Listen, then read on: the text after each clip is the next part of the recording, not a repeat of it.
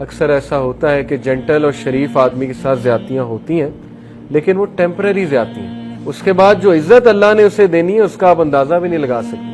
اس کے بعد جو اس کا ویو بنے گا وہ آپ کی سوچ ہے.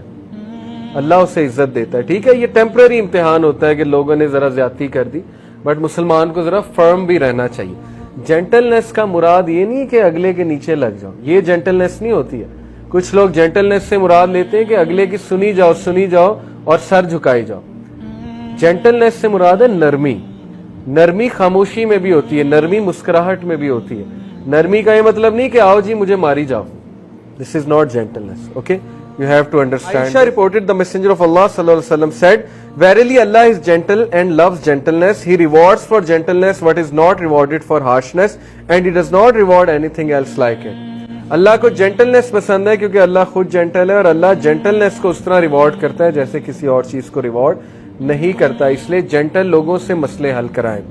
جینٹلنس ایسے ایسے مسئلے حل کر دیتی, میں نے خود دیکھا اپنی زندگی میں, جو سختی حل نہیں کر سکتی. According to psychologist 9 out of 10 times ہماری ٹون غلط ہوتی ہے, ہمارا پوائنٹ غلط نہیں ہوتا ہے. ہمارا پوائنٹ بتانے کی ٹون بہت غلط ہوتی ہے, یا تنزیہ ہوتی ہے یا اس میں بہت زیادہ جو ہے وہ ہارشنس ہوتی ہے یا بٹرنس ہوتی ہے, لیکن پوائنٹ ہمارا ٹھیک ہوتا ہے جس کی وجہ سے معاملات جو ہے بگڑ جاتے ہیں.